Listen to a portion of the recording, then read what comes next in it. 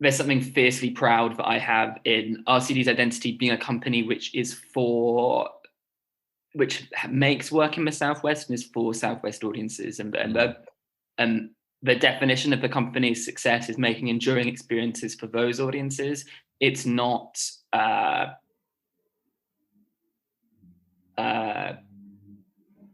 doing something in order to have one good show in London, which is a different model to what happens a lot of the time. Yeah. And I think that's because I've seen the negative impacts of overinvestment in certain areas from where I grew up and the experiences that I had access to. So I've always, in terms of like my values as an artist and how that relates to our policy making or kind of our strategy and what I want to make and who I want to bring it to and what kind of sense of togetherness we want to create together. Sorry, turn off my speaker. the work is for them, and the definition of success for the work is their experience. You know, we still tour it to other places, and that is still crucial and important, and their experience is valid and needed, and also our profile nationally and internationally is needed, but the identity of the company is rooted in those areas. And it's quite a crucial thing in the sense of like it's really important for local people to have kind of ownership in a way. You know, in business we would talk about stakeholders. You know, a stakeholder is anyone who has kind of an interaction with a company, and through their interactions, whatever that may be, they kind of have a stake in the company because it affects them, you know, and they might be shareholders, but they might also be employees, or there might be people in the local community that are hired by that company, you know, and the same is true of dance. You know, it's not just, you know, people, those who are the direct audiences, you know, as you say, like the touring audiences. It's also the local community who are engaged with it, the local arts venues, and the, you know, the way in which the company is situated and affects that kind of those kind of people as well, and the way it becomes a part of their local kind of cultural expression also. Yeah, exactly. And it's that sense of cultural expression that's so crucial to me, because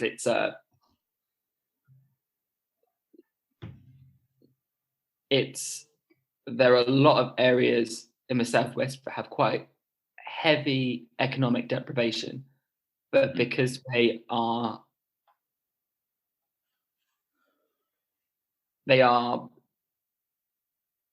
surrounded by areas of privilege, they are semi-forgotten about. And that means that you've got people that are 30 miles away which have this rich experience of the arts, and then people in the areas where I grew up where they don't. And there's a direct correlation between that and really isolationist political views, or a sense that they are neither intelligent enough to experience that creative work or talented enough to be a part of it. And that's something that I am, with every single work that we make, there is always some kind of community participatory element to it. That might not necessarily be in the performance of a work, although a lot of the time it is.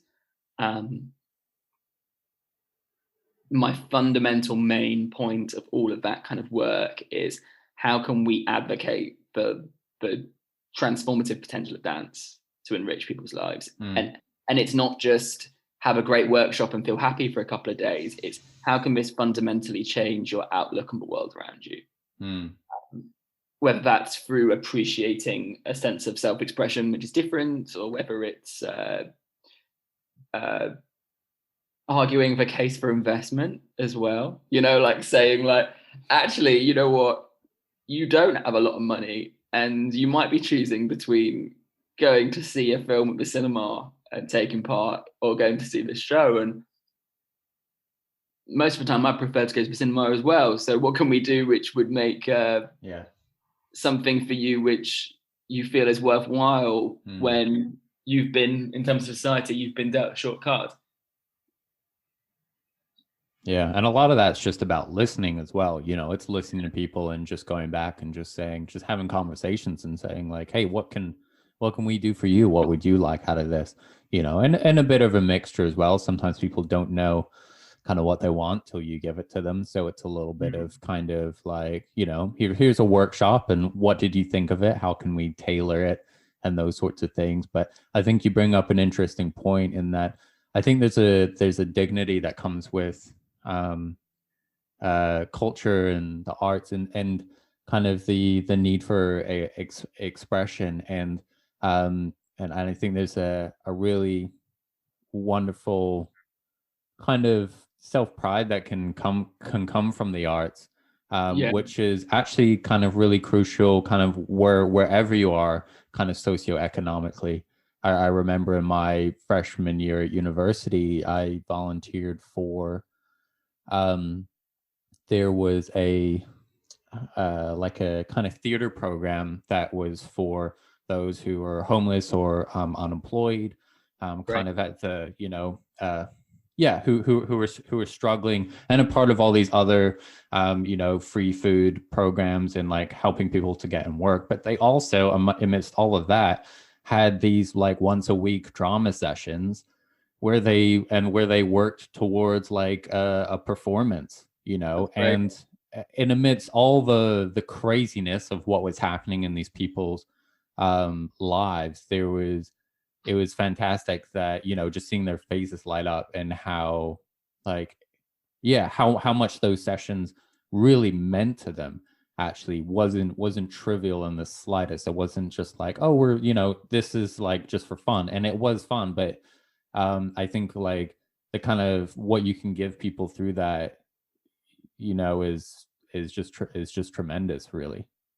It also trains empathy levels Mm, uh, in terms of like how we communicate in every kind of creative capacity. There was a point when I first moved back to Devon. My you know, I've been really fortunate, and I've always had kind of a career which is sustainable within dance related practice. Um, but early on, it was tighter, much tighter. Uh, the way that I got by was I had a 0 hour contract with a charity.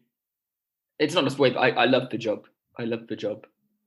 Um, it was with a charity in Devon, which was teaching dance, drama. I assisted with some photography classes as well. I didn't assist with some music because that's not really my thing, but for a group that works specifically with adults with learning difficulties.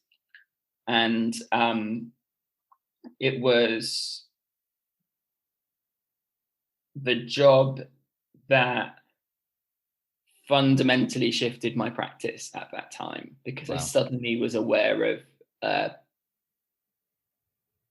the needs and reactions of the community, but also what needs to be done to have an impact most felt. Mm, Because whilst I was doing that job, you know, it was my filler job in between kind of commissions. So one week I'd be kind of in Stuttgart making a piece with some of the most kind of elite ballet dancers in Europe. And then the next week I'd be working with a local person in my hometown who was terrified of lying on the ground because she'd fallen over in the shower and like 2 years earlier and fractured her pelvis.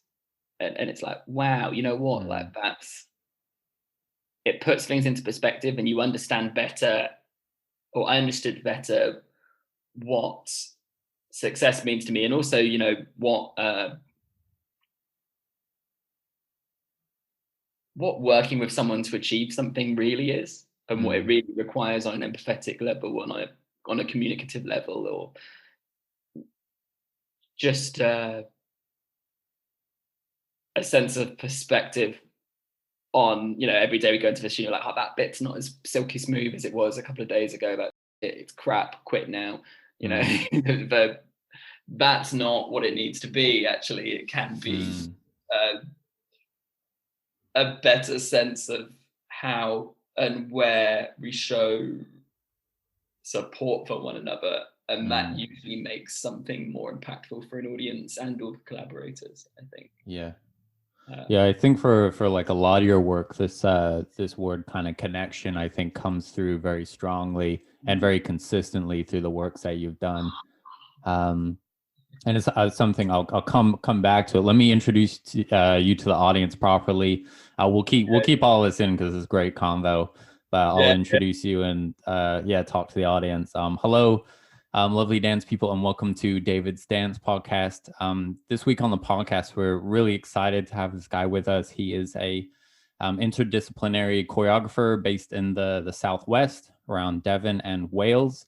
I'm really impressed with the way that this guy works and the quality that he imbues in his dancers through his work of not just moving, but of being moved.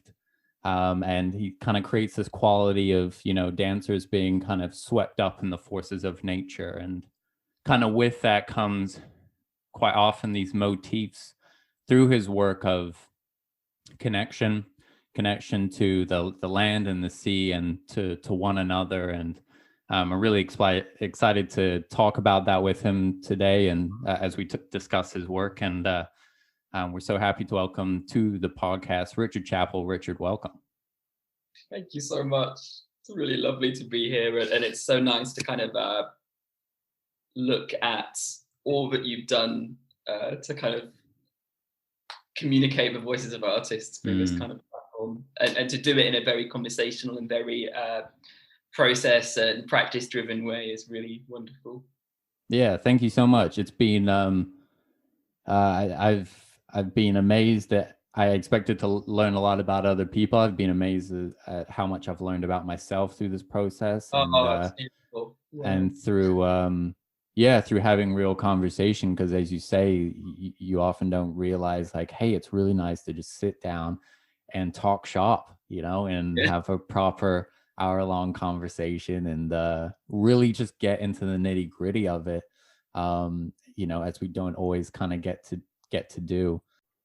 Hello, listeners. David here. If you're enjoying the podcast, hit the like and subscribe button for more content, and hit us up in the comments section. Let us know what you think about the podcast and the issues being discussed, and ask us questions that you'd like to hear about on future podcasts, and maybe put in some requests. Are there any dance artists that you want us to have on the podcast?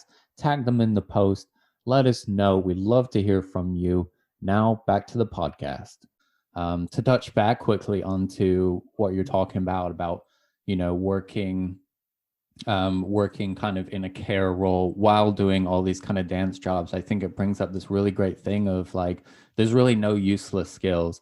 I'm a real big believer in this, and just also normalizing the fact that, when most people graduate, you're going to be doing a mixture of jobs, and actually that's actually the norm, and we've sort of kept that head in, and actually it's so normal that it's actually just part of your process of moving towards, success, of just dancing more, but that's a normal part of it. But those aren't lost skills, whatever that part-time job is or that side gig is, there's ways to find those, to bring those skills into your choreography, into your dance, into your business, whatever that may be, as it's been important for you. As you said, it helped you anchor your practice in kind of a more empathy driven approach to choreography.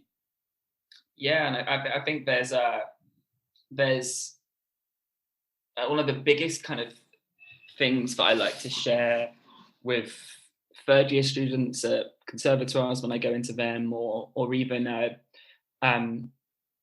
just if I'm having a one-to-one with kind of an up-and-coming maker, the biggest kind of thing I can say is to be really receptive to the world around you in terms of your connection points with people and the relationships you form with people. The company I worked for, Rock Creative, I formed some of the dearest kind of professional relationships that I currently have now. And I don't work there anymore, but I partner with them, with RCD now, on our community participatory programs, and it's one of the. It was when I graduated from Rombe School a long time ago. I did not consider that was going to be the route, or one of the routes, that my career would take. And I think, rather ignorantly at the time, had I known that that's one of the things that I would have done, I would have seen that as a lack of success or a lack of ambition, because of the environments that I put myself into and the headspace that I put myself into whilst I was training to be a dancer.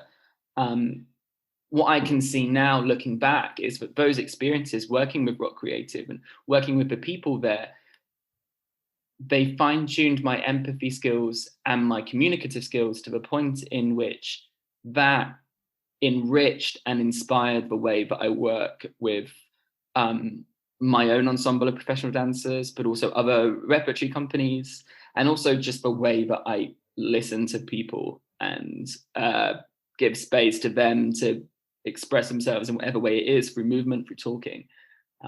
All of those experiences have really fed into every facet of my work. And at the same time, kind of really enshrined the values of my ensemble RCD, and where we see our places within communities, and the work that we want to make and how we bring it to audiences. And had I been more closed off, had I not been as receptive to what was in front of me, I think I would have not had those learning curves, but crucially, I think I also wouldn't have had the sense of home that I had in those years, because I identified that job with a place of home. It was what I did in between large commissions or in between touring. And it was about coming back home to my community and being in a space with them, which was semi-sacred. You know, it was a 15-minute walk from where I lived. It was a theatre. It was a theatre that I grew up performing in from a very young age. And that meant something to me. You know, so much of the time as a choreographer, we are having to self-promote to the extent in which it's very hard not to get bogged in the salesmanship of it. And for me, you know, another thing that I always say to up-and-coming makers is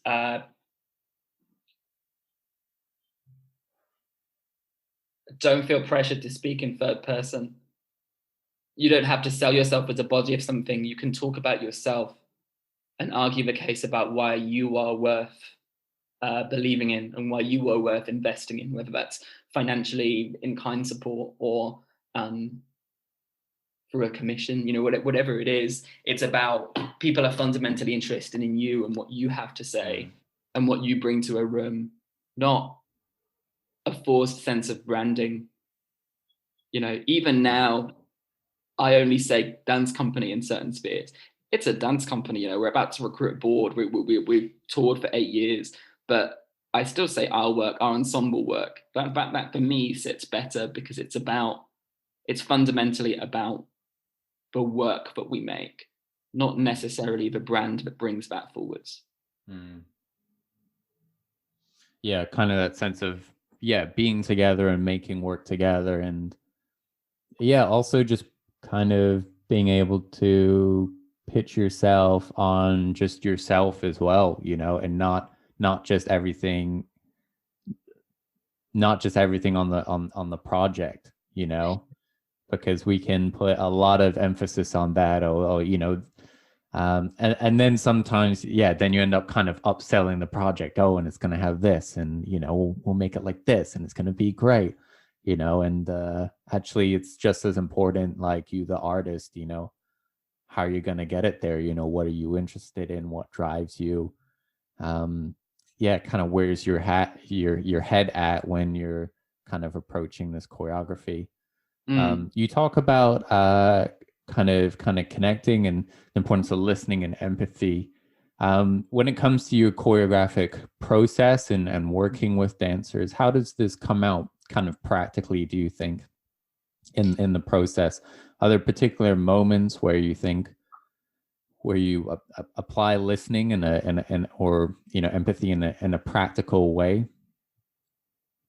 So the question is, how do I kind of instill those values and those beliefs into a choreographic process? Yeah. Is that right? Yeah. So for me, the word transparent is a real driving force. So it's in terms of how I work with dancers ethically, it's about honesty. It's about practicality and honesty to support them to do their best work. I'm not trying to be cryptic. I'm not trying to hide behind someone that I'm not, or hide behind a persona. It's just who I am that day and what I bring into the room. So that element of transparency needs to be there, and it has to be an example to the room, because there's an expectation on them to physically, performatively, dramaturgically, to always have a sense of give and take. That they're taking something from the people around them, they're giving something to the people around them constantly, whatever motion it is that they're doing, whatever physicality it is that they're exploring, or if we're in a process, whatever it is that they're generating with me, in terms of movements, there's always a give and take, and that always has to come with a sense of transparency and an ethos of generosity. Yeah. And the way that that's done has to be, from me, opening myself up to them in a way which is perhaps only done in certain spaces. And with certain people, the work that I make with RCD, although I consider that sense of transparency and honesty to be present in whatever studio I'm in, and with wherever group or group of people that I'm with. But with RCD, I always say that the work that I make independently is work that I could never make anywhere else. There are dancers in that ensemble who know me more intimately than most, if anyone. People that I've worked with for about 5 years, 6 years, who've seen me at my lowest. They've seen me at my highest. They've seen me at everything in between, and that those are relationships and histories that you can't replicate. You can't, or you can't skip ahead to them. Yeah. They have to be earned, and the journey of that has to be loved and appreciated. And the only way to do that, I think, is to be openly loving and openly transparent about the everyday, not the big arc of a project, but the everyday. How are you doing today? I'm exhausted, or I have no idea what this is going to be, and I'm kind of frustrated at myself, but let's give it a try. I think there's an interesting thing there, in that there's something I think that's really beautiful about dance, and that I love about it, both just as an act, but also just as a creative process, in the sense that the trust needs to be so central to it, and in many ways that trust is really practical. Someone might be lifting you and you're like, don't drop me, or there might be moments of kind of physical and emotional intimacy on stage, in a way that in practical life you just wouldn't be with someone that you kind of just met necessarily. And there is a lot in the sense of you can't really fake that. And it's a thing that you need to really kind of build. And you can see on stage when a group of dancers, that they have built that kind of culture between them, this kind of trust and that rapport, because it allows them to kind of almost go further with the movement, and if you can trust the people around you, then it allows you to commit more fully to your own performance and to your own movement.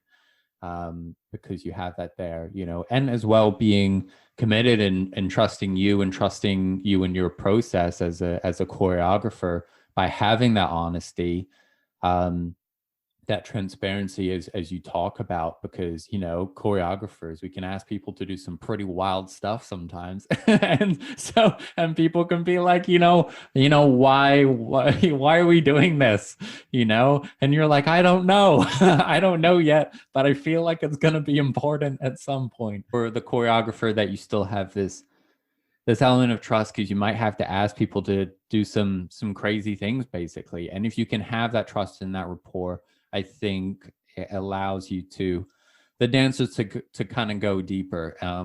And often those creative breakthroughs only really happen when people can be really vulnerable, because then they can try things that don't look good, you know, that they didn't learn when they were training, you know, and that might not, and that is going to look imperfect, you know. And we kind of, through our training, we can end up training a lot of those kind of imperfections out of us, or be trying to work towards a certain form and getting it right, you know.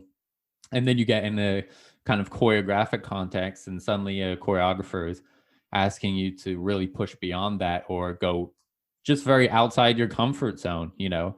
And being able to have that trust of going like, hey, I'm good enough that I was hired, and now I need to maybe not look so good in order for us to have that creative breakthrough, to then, you know, we can refine it later to make it look good. But I think the trust that you're touching on, I think is so important, and it's crucial to that relationship, kind of choreographer to dancer, but also between the dancers as well.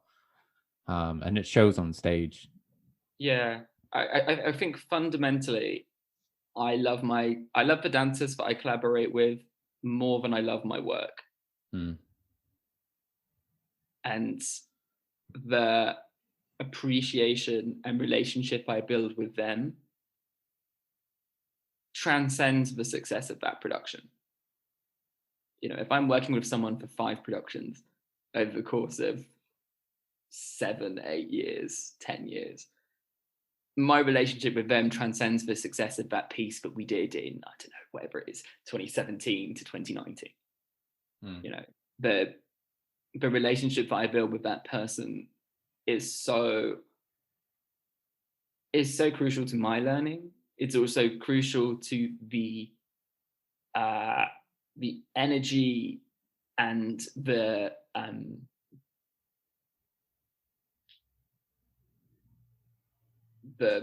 frequency, in a way, of that performance space, and how the space is charged through their emotional sentiment as performers. You know, how our relationship is crucial to that, more so than the actual content of the choreography, I think, in some ways.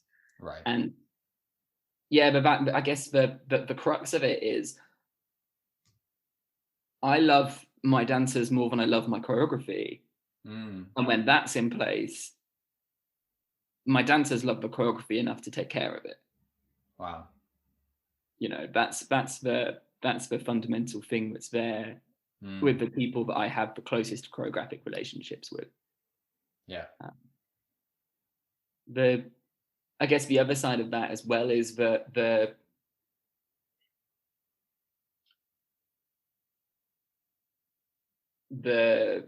a real sense of co-authorship. You know, we make together. I'm a very content-driven choreographer. I like to edit material, and I like to initiate its tasking, and to initiate it through improvising, through generative tasks, but also through making material. You know, it's a bit of everything for me. But fundamentally, they have agency to choreographically contribute. And what that does is it kind of hybridizes all of their own skill sets and makes an energy in the room where what is made would be completely unachievable if one of those people isn't there. Everything is codependent on everyone in the room, which you know, it means that people in my position, or I am incredibly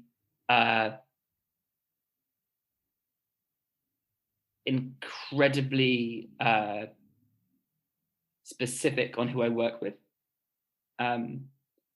not even, a lot of the time it's not even down to their skills as dancers. I mean, they're all fantastic dancers, and of course they need to be beautiful dancers, but it's also more importantly down to who they are and what they believe in and how they relate to other people.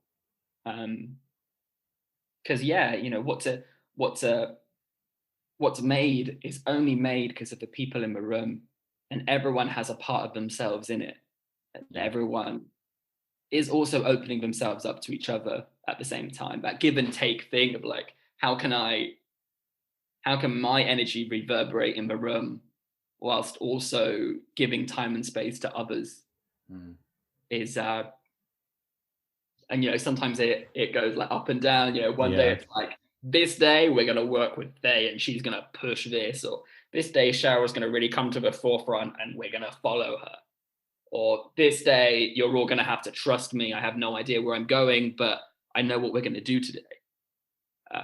And they all have their value and they're all needed at different stages of a process. Yeah. And it's back to this idea of ownership, you know, Yeah. like that gives your dancers ownership of the choreographic process. It feels like, you know, like that they can own it in their own way. And I think it helps as well in terms of integrating movement into the body as well, having those moments in which the movement that is more familiar to you maybe can be intermingled with movement that is new. And I think that can help create a movement story that is a little bit more deeply integrated into the body, because there is some, you know, and it works well, particularly for choreography like yours that is very kind of organic looking, you know, and it does reference nature a lot, and that in order to produce that very kind of organic, beautiful, flowing kind of twisting aesthetic, having it look and feel natural in the body is actually quite kind of a crucial kind of pinch point for the process itself, you know. In contrast to other processes I've seen where the choreography looks incredible, but to do it, you're like, oh, that does not feel kind of, you know, nice in the body. And you know, and that's fine, and that's an approach. But I think there's something really interesting about the way in which you've created a culture in your space that supports the movement itself. I fundamentally think no choreography is worth doing if it breaks someone, whether that's emotionally or physically. And there's a difference between pushing ourselves, either as performers or me as a maker, to the point in which there's a difference between a limit and breaking. Right.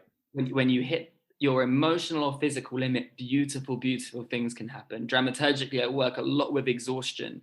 I work a lot with how people spend themselves, you know, physically completely spend themselves. That's different to how do I enforce something to the point in which someone, the only way to achieve it is to break. And for me, the moment that it feels like it's going towards that, I have to readjust our course. And sometimes you do go towards it because there's just through experimentation, you're like, what happens if this is just like relentless and continuous and we do not stop? And that's beautiful. That there's something in that which is really, it shows the strength of the people that are in the room with me. But then the moment that becomes something which does not serve a dramaturgical goal or a physical goal, and also the moment that it's not an environment where everyone in the room feels safe, or at least not playfully dangerous, then it served its purpose for me, and we move on. Just like, you know, walking that tightrope between breakthrough or breakdown, pretty much. Exactly. And understanding as well that again, it comes back to that thing of our collective experience is more important than achieving something that's in my head. Yeah. And usually what that means, and in the past, I think before I really understood what that statement meant, that then became very self-indulgent. It became our experience as performers is more important than your experience as watcher. Yeah. Whereas now I think it has to go both ways. You know, we have to make a culture in the studio which explains the sentiments of the work to the performers, especially new company members, but it also explains as transparently that relationship to an audience, and does it in a way in which it's the room becomes circular. It's not 3 walls where they just happen to be able to look in. They are a part of that experience, and they are without them, it would not be the same thing. That space wouldn't be charged in the same way without them there. They are a part of it. Their interpretation is valid. Their experience is valid. And the way that they view that sentiment is never, it's never really predetermined. You know, I have a beautiful relationship with a dramaturg called Neos Cortez, and me and Neos have worked together for years and years, and we look really deeply at what things will mean to an audience, and what they'll see and what they'll feel, and what we want them to experience and relate to. But at the same time, what people see on stage and how they relate that to their personal histories, we are never in control of that. We'll never be able to tell someone how to feel, and I don't want to. So how do you manage, like, as a choreographer, manage that thing of being sort of in co-authorship with the audience over the meaning of the work? Is that for you about kind of withholding certain amount of information? You know, like for me, sometimes I like to have a title for a work but not a description, just because it's like, here's a nugget, but you know, I don't want to give it all away.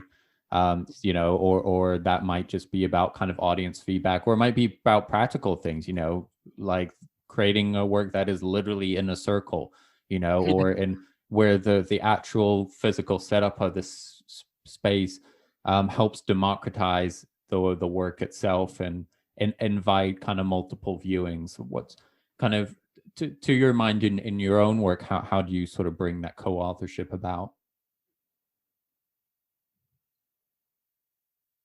I think I fundamentally have faith in people to feel and relate themselves, their experiences and their histories to the art they're experiencing in the moment.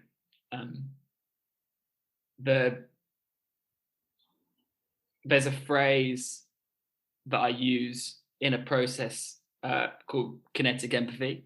So we're thinking like, if, you know, everyone has experienced their own version of falling before, that guttural feeling of, I am no longer in control of my body, or I have and then you wake up. That's the worst when that happens right before you wake up, and you just and then like you know, usually like, on the train or something, and just scare the hell out of the person next to me. Or like everyone's been dizzy before, or everyone's felt wind on their face, or they've been touched, and these things are experiences from movement in some way, which people can relate to and people can feel. How that relates to their lives, I'm never in control of, and I also don't need to know. Right. It's an experience that I want to be cathartic for audiences, but it's not relevant to me. It's relevant to them, and it's me making space within our work through the movement content, through the atmosphere, the juggling of the lights, the sound, the colorscape, the nothingness in between things.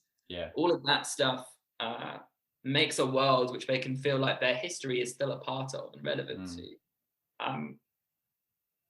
there was a woman who I met at a performance of Still Touch, our creation of Anna Gillespie, who's a sculptor, where in the post-show talk, we were telling the audience about how we named all the sculptures and they had their own kind of personas in a way. And she came up to me at the end of she asked a question in the performance and she said, I think it's interesting that you name them because that gives them a gender, and I don't really see that in the sculptures. And I was like, oh yeah, no, I hear you. Anna, the sculptor, she shaped them to have certain bodies. So that's how we kind of chose those names. And she came up to me at the end and she was like, oh, the reason why I said that, I think you misunderstood me.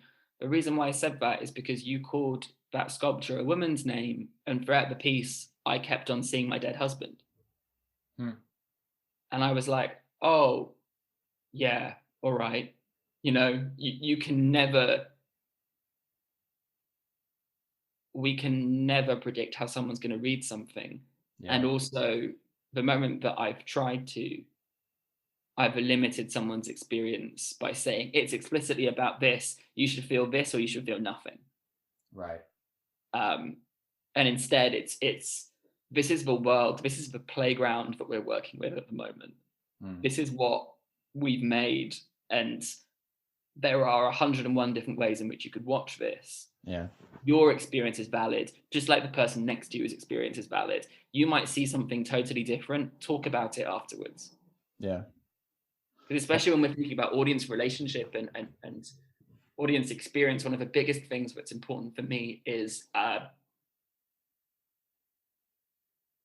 allowing people who don't regularly talk about dance to turn around to the person next to them and go, wow, what was that? I had this experience. What did you see? And some of the conversations that have stuck with me the most after shows have been with people that don't really like contemporary dance and came up to me and gone, I really didn't want to come here. My wife made me come, or my husband made me come, or whatever, but then I had this experience and I saw this, and usually at those times I ignore the festival programmers or the anyone who I should be speaking to after a show, and I go, I'm just going to have a conversation with this person because that's going to feed me. Yeah, that's going to feed me. Yeah, yeah, and that's the best way in which you feel like your work is sort of landing, and feeling like it has a bit more of a universal quality.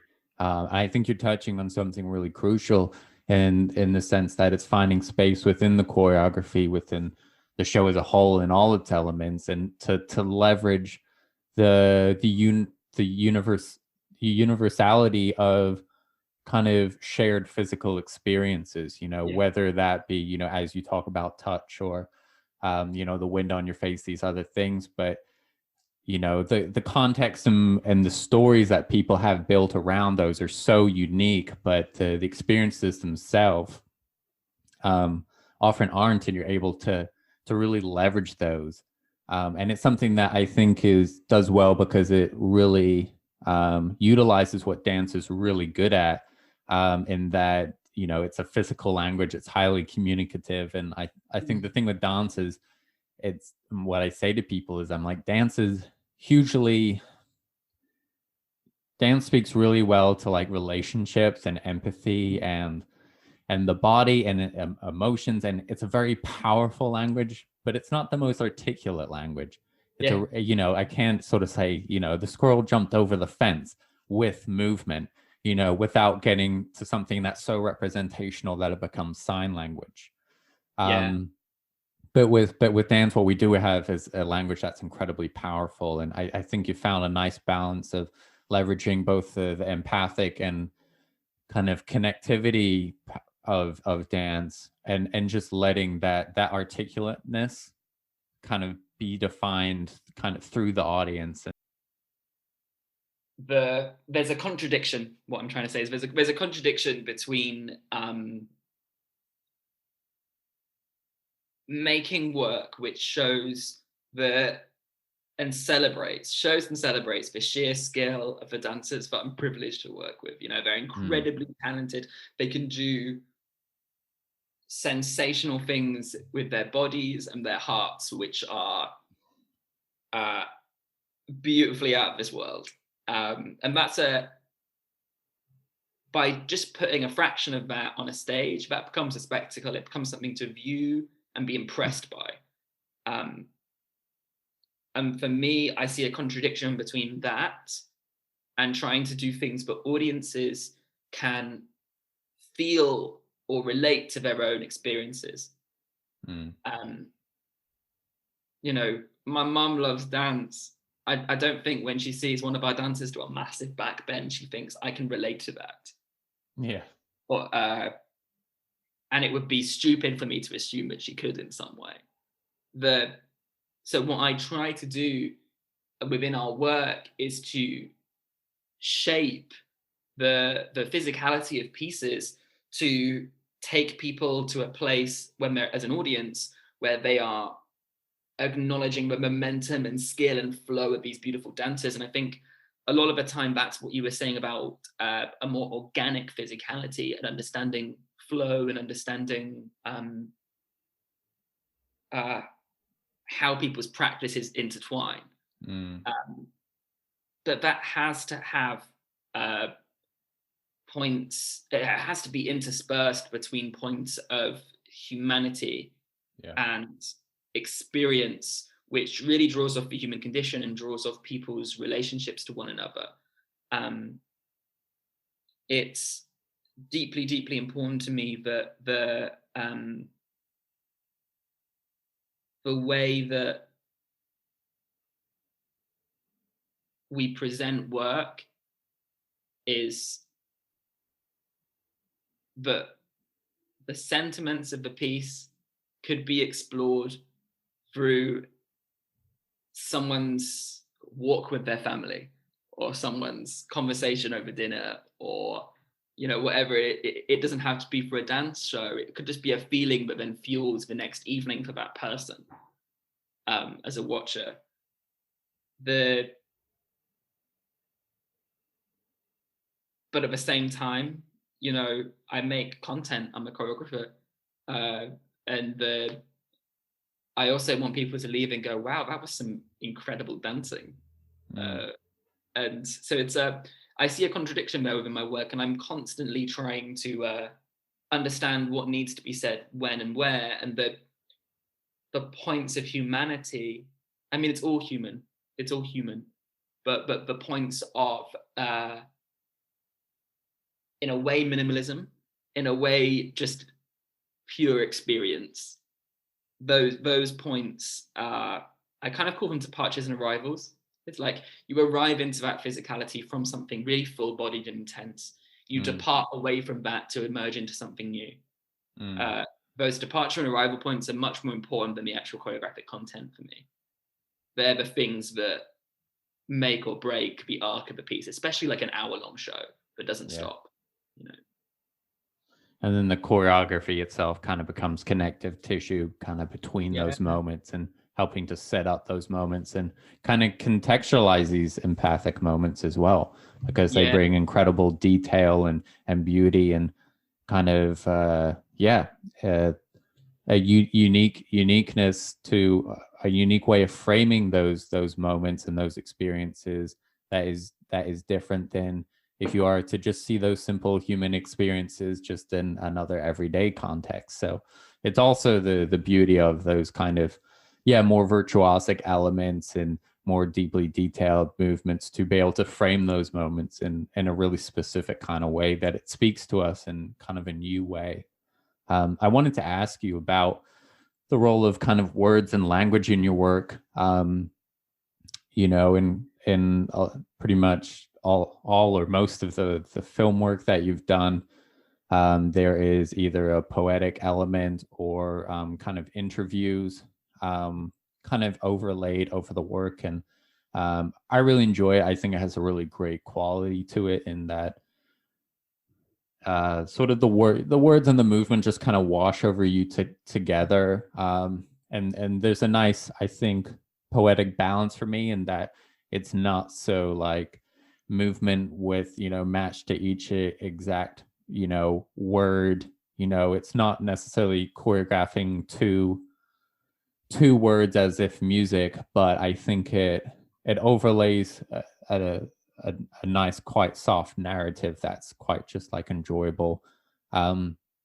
We experience that as like the kind of the final product, right here for our eyes. But how is that, eyes and ears? How is that for you as a process? Like, do you, in what ways do you integrate words, whether that be interviews or poetry, into your choreographic process? Is that something that happens kind of later on and it's more about editing in the film, or do you get those interviews early on and maybe pull out words or themes to influence the process? How is that process for you, working with both language and movement? I think the more and more I choreograph, as the years kind of tick by, the ways I can better identify what can be said through movement, what can be said through my movement and through the spaces that we make together, and what can't be, and what actually is expressed better in words, what's expressed better in imagery, what's expressed better through a painting or a sculpture or a stop motion or animation. There's certain things where movement can say more than 100 words, one movement, and there's one word that can say more than 10 minutes of dancing, 5 minutes of dancing, within the context of that piece or that collaboration. Yeah. I've always really loved poetry. I've always felt like I approached choreography from quite a poetic perspective. It's not to say I'm poetic, it says I'm intentionally trying to be poetic.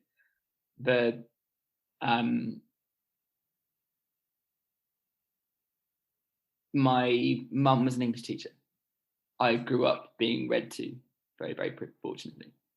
That meant that I was receptive to words in lots of different ways in a process, whether that was through reading something and going, wow, I can make some dance out of this, or through making some dance and reading something and that helping me contextualize what it is that I've made.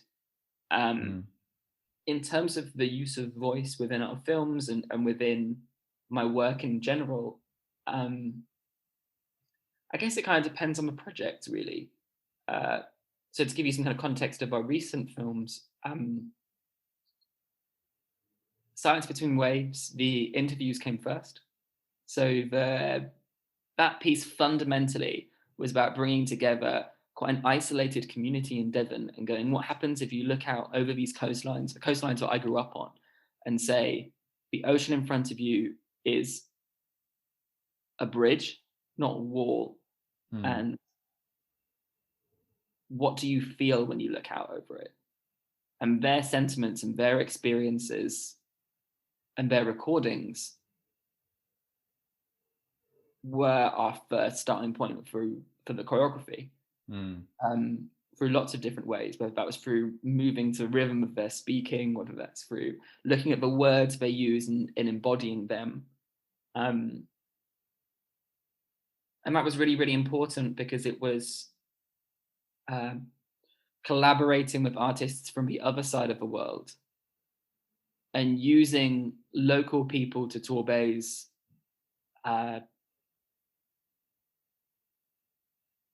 sentiments and hopes, looking out over the ocean to connecting with people they've never met before and they've never had an interaction with before. So their voices were crucial to achieving that, and validating their opinions and their experiences were crucial to representing that community properly. On the other side of it,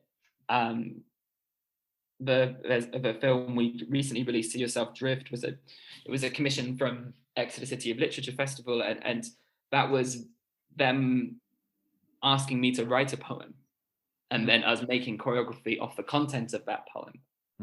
So that was a very different thing, because that was me thinking about my lived experience of the last 12 months and going, if I was to put a fraction of my connection to the outdoor world into writing, how would I do that? And then how could I make a process out of that?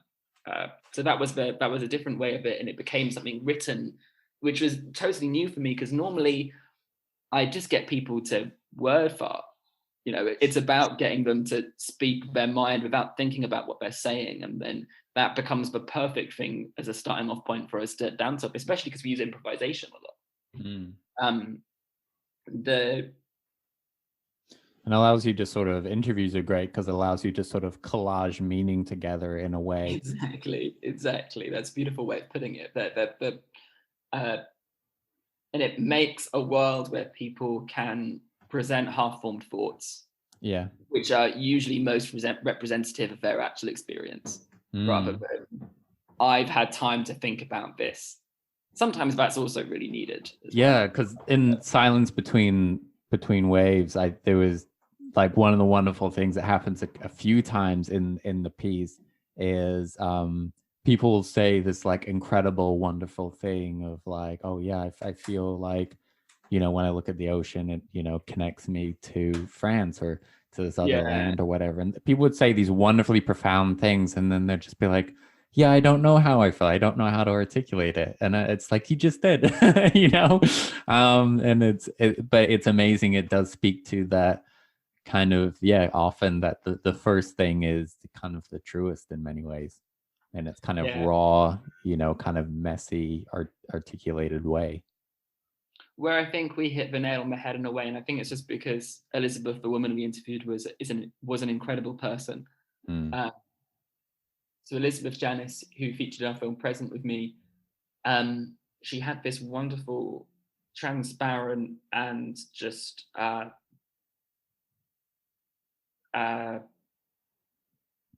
otherworldly way of explaining her own experience in life and in the everyday. And we shaped, because she was a person who I collaborated with a lot on several pieces. When we were shaping the idea of Present with Me, Cheryl, the dancer, and Dan, the filmmaker, and I, we really worked off what she said and what she appreciated. So we made choreographic content. We then went to her and had a conversation, and then we thought about what was relevant and what was important about that. And that really became, instead of a starting point or an end point, it was a midpoint. Right. And that for me felt incredibly organic, because we brought something to her and we got a lot more back. And for me, that's the film which has the most sentiment attached to it, in a way. And I think it was because she perfectly encapsulated the sense of transparency, authenticity, and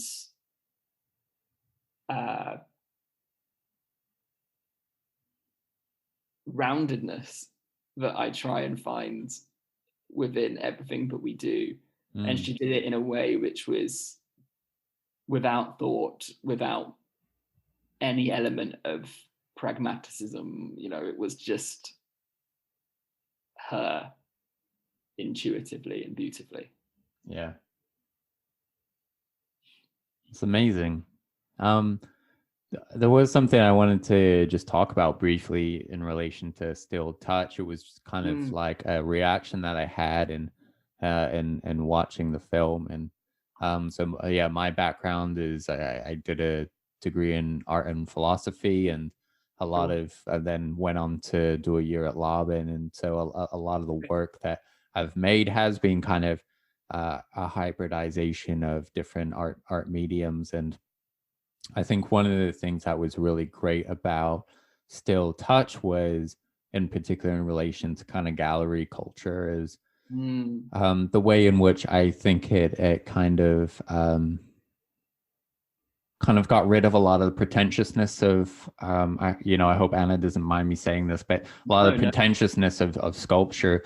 A very common situation is a gallery will put on like an incredible exhibition, and they'll say like, hey, why don't we, zhuzh this up a little bit and have some exciting dance for opening night, and they'll commission a choreographer to come in and essentially dance around the work. And what kind of ends up becoming is you can have a bit of a lack of dialogue, because it's like these £1,000,000 artworks, those are the art, and the real kind of art that's sort of priceless, and and we're just kind of dancing around it. And I think there can be a lack of dialogue, and the dance is often treated as kind of like an afterthought. What I really loved about the piece was the way in which it got rid of the preciousness of sculpture, and the way in which the sculptures are, the way in which you engage with them in the piece is incredibly intimate, incredibly vulnerable, and very familial as well. I had a similar feeling watching it, of feeling like I was watching someone kind of hold or dance with a loved one who had just passed, because, you can't get around the fact that it is a sculpture. It doesn't move, but it also looks like a person. So, and it's it's in stark contrast to someone who is alive and who is moving, and their livingness almost sort of makes this sculpture emphasize its non-livingness, and sort of deadness in a way. But the quality of the touch that you evoked was so personal and familial, and the work, that it felt a little bit like a funeral rite, or like kind of a love poem to these sculptures. But I think it did, on an interdisciplinary kind of level, it did a great job of creating a real genuine dialogue between these mediums, and treating these mediums kind of on the same level. So it wasn't like, this is the artwork and this isn't, and it wasn't necessarily like the dance is the thing and these are props.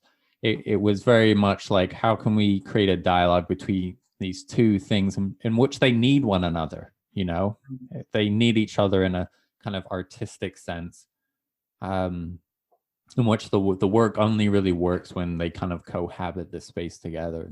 That was just kind of a feeling that I had really watching the work, that I felt the piece did very well. There was to give you context, it took me 4 years to reach out to Anna after first seeing her work. And it wasn't because I was nervous. It wasn't because I didn't know what to say. It was because I wanted to get better before reaching out to her. I was like, I'm not ready to reach out to this person yet, because on the small chance that they did want to work with me, I want to do it when I feel ready to do it. And just one of a few people that I've had that with. There's certain music that I'm like, I'm not ready to touch now. I'm going to touch it in 10 years. But but she's the only collaborator in the immediate that I've been like, I'm going to wait.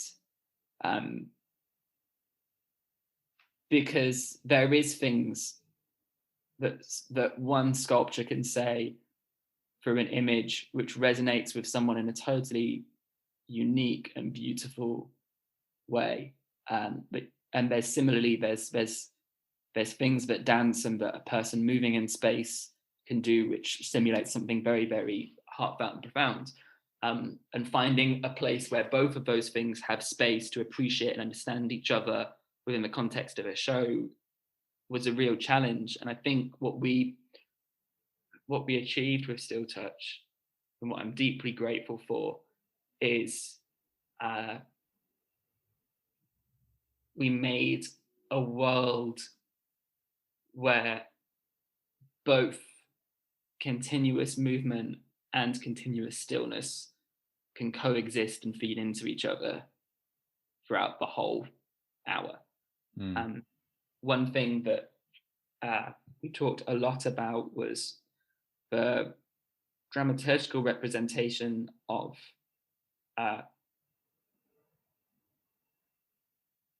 the weight that loss and trauma has on the body.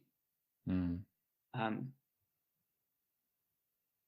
People who are not in your life anymore, regardless of what the circumstances are and why that is, are present with every step that I take.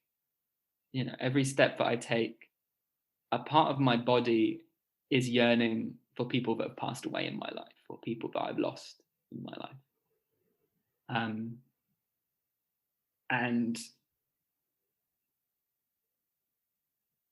the that trauma is felt constantly in micro ways in the body or macro ways when experiencing grief.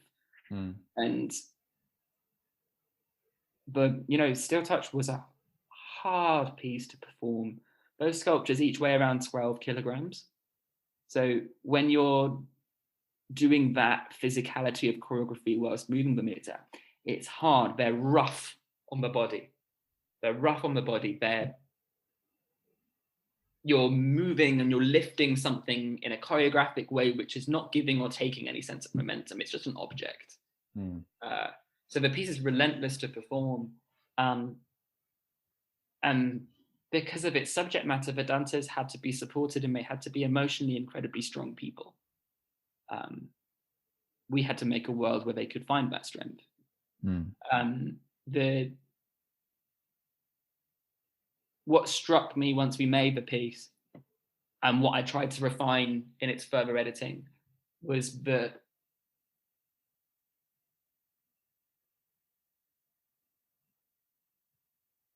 there's always a sense of personal strength and acceptance in grief. And that is always shown in the body if you look hard enough. Mm. The way in which grief and trauma can affect people's posture over years. Wow. It's evident. And if I asked a dancer to hold a 12-kilogram sculpture for an hour, it will be evident in their posture as well. That wasn't in the piece. At one point it was going to be. But the way in which we show that bodily change was really important. And we had to do it in a way which allowed audiences' personal histories to be seen, like the woman that I mentioned. The other side of that is that I fundamentally believe in the personal strength and resilience of people and their courage in the everyday. And that piece was an ode to loved ones in my life that have everyday courage, everyday strength, and a sense of bravery when they don't even consider themselves to be being brave. And the action of lifting a sculpture that's heavy above your head and acknowledging that that sculpture is representative of loss whilst also standing strong was the crux of that piece in a way. It also, the ability to just acknowledge loneliness. Yeah. I made it at a point in my life when I was on the road a lot. My loved ones were on the other side of the world. So I was processing that and processing a lack of human contact, which it has an effect on the body and it has effect on the heart in a way which is, I couldn't help but have that influence my choreography. So it became, how can I make a piece which is about catharsis? Right, and just lean into it. Yeah, but lean into it in a way which isn't necessarily even about my personal experience. It's explicitly to my collaborators explaining my personal experience and my reason for making it, but it's not necessarily about me. And that, I think, is representative in every piece that I make. There's a human experience to every piece that I make, or that there's a desire for that. And I guess the authenticity comes from the simple fact that every piece that I make is because I need to get something out of my system. It's a form of self-expression, but I need to get out of my body or out of my voice to others, and the I remember this one conversation I had in 2017 with Nurse, the dramaturg I mentioned, where she was grilling me all about the intentions of something, and she was really digging deep into why I was making certain decisions. And I kind of snapped, and I was like, not snapped, but I broke, and I was like, because I just want to get it out of my system. I just want to fucking do it. And at that point, sorry, I don't know if I'm allowed to swear. I just want to do it. Yeah. And the beauty of that became, she was like, thank you, I've been wanting to say that for ages. You know, that, of course, that's why, and that's fine, that's valid, you know.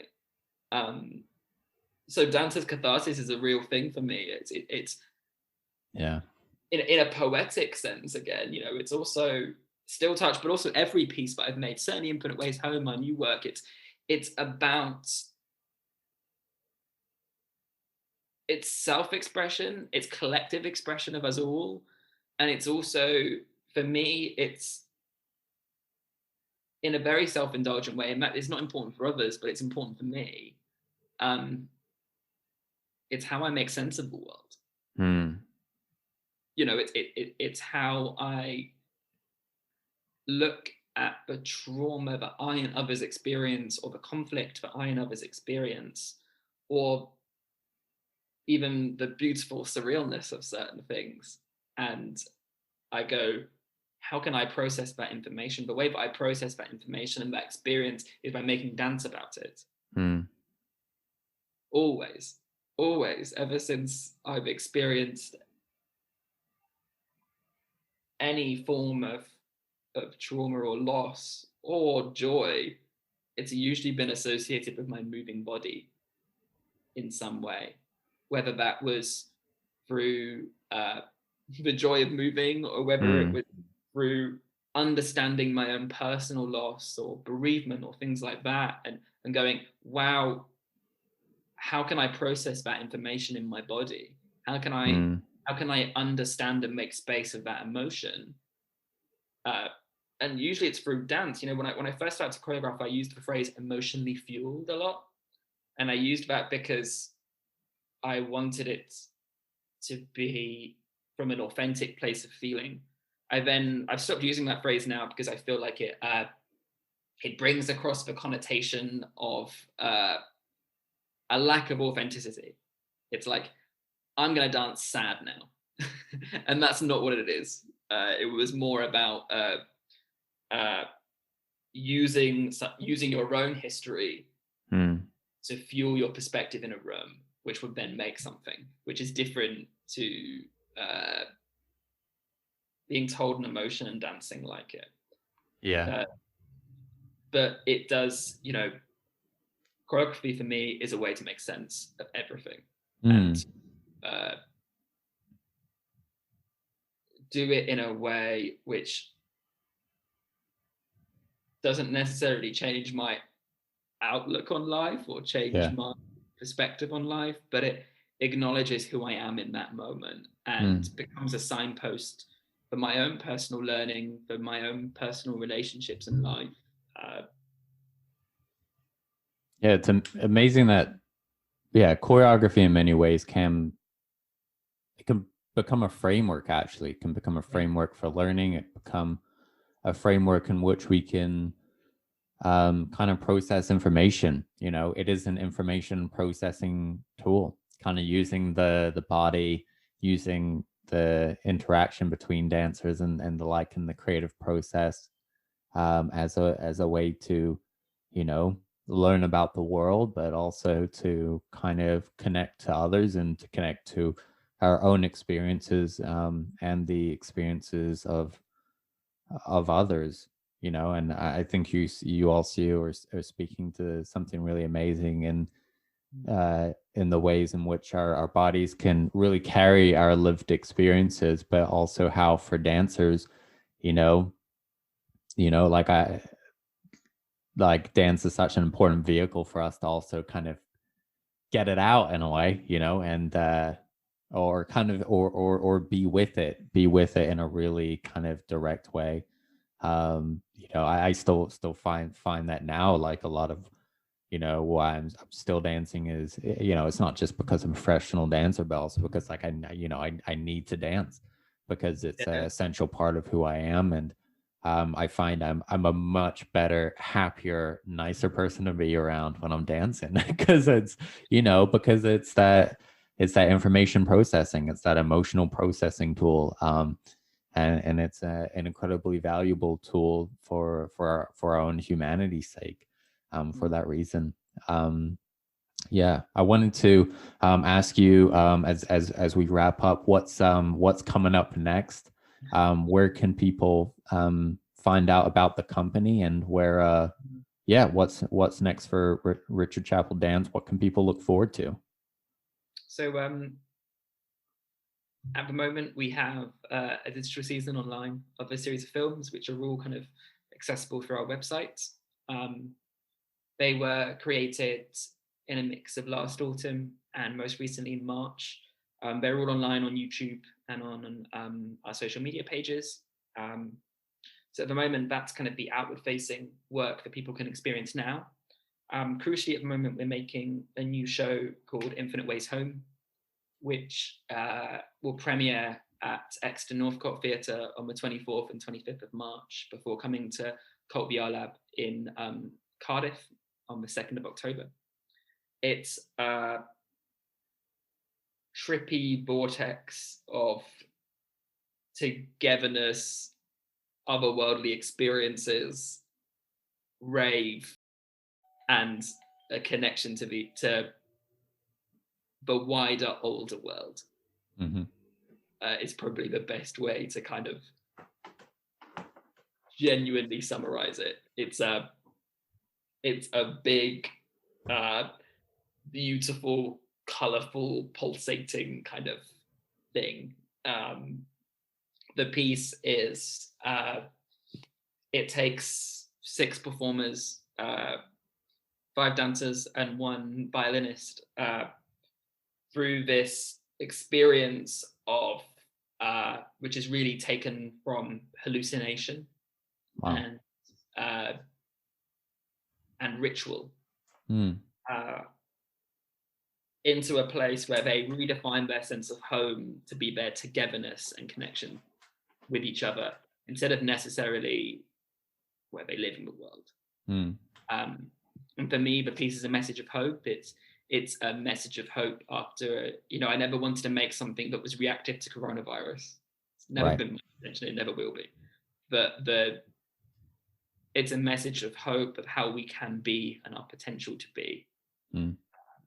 I relate that to, I did a lot of research into Druidic culture in Celtic history, how that was influenced throughout Britain and throughout the introduction of Christianity and other things like that. I did that research for the Bristol Museum a couple of years ago. And that is interesting because that part of the country kind of retained its Celtic heritage for a lot longer. I mean, Cornish is struggling, but it's being revived now as a language. When the Anglo-Saxons kind of arrived, they Devon, which was Dumnonia at the time in the kind of 6th to 8th century, was actually isolated for much of that period and remained independent, which is why it has this wonderful kind of it's retained kind of much of its own culture in a way. And that's where, for me, that idea of this work is made in this place for these people, in Celtic cultures, in Devon, in South Wales, it's that becomes the lifeblood, and that community's history becomes the lifeblood of a piece in some ways. It's a work that's for stage, but it felt really important to me that it relates to our hope for the future, and our hope for the future for me is about having a deeper respect and love for the outdoor world. So that idea of how that appreciation for the world in our histories has related to people's ways of being and their ways of living. Druidic culture felt incredibly relevant. The piece also looks at ritual, it looks at magic, it looks at people's inner strength and transcendence.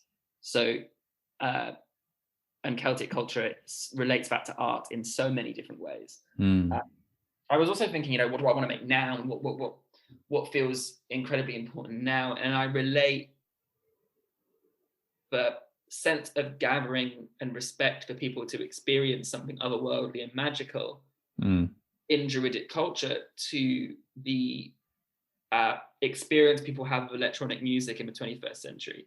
Right. How people gather to have that full-bodied experience in their ears, in their hearts, in their chests, in their feet, in their heart, in their blood. So we worked with this electronica duo called Larch, who are based in Cardiff, and they've made this kind of sprawling 55-minute saga of sound. I think is a good way to put it. It's beautiful, and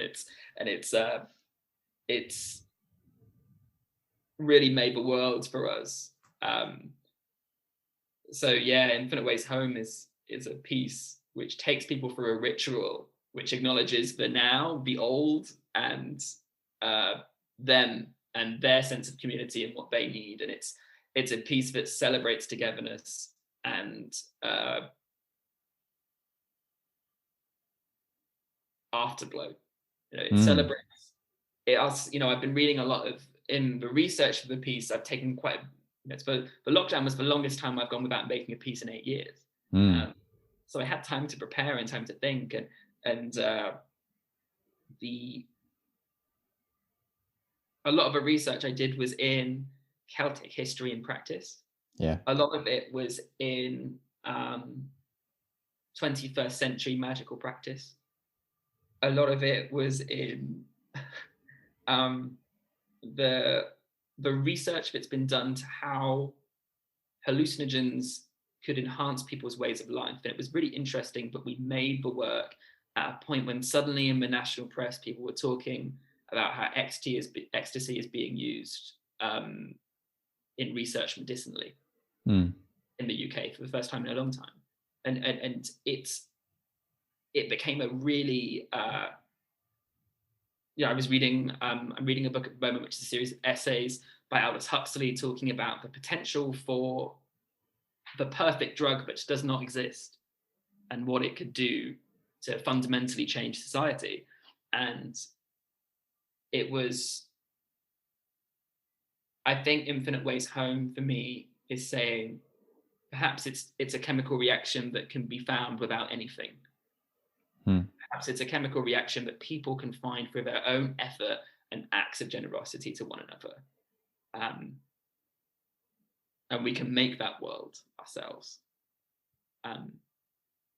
Because we've all needed a degree of hope at the moment. And I wanted to make a work that celebrates that, but also doesn't sit in it and moves on. Yeah. It's not about that. It's about moving on and going, what world do we want to make now? We have the option to make a new world in a way. In other ways, we don't. We just have to go back because we have to exist. We have to continue in some way. But my hope is that this piece frames a new reality for RCD and a new way for us to be together. Well, it's a good approach to research. It's finding a way to frame and draw influences from the work that is able to be rooted in the past, the now, and also the future, to be able to be using these frameworks to draw on heritage as a resource, and Celtic heritage particularly is one very tied to nature. Druid means oak knowledge. And they're very tied to nature as a people. The spirituality was much more tied in the landscape in a more inextricably linked kind of way. But also being able to create work that is, as you say, kind of forward looking. That's absolutely fantastic. We'll drop all that kind of links and stuff so people can check out the work. get tickets, follow you. We'll put all that in the description below. So yeah, check out Richard, check out his work and the incredible stuff that he's doing. It was so amazing having you on the podcast today. And yeah, and thank you, audience, as well. Hit like and subscribe, and we look forward to seeing you all next week.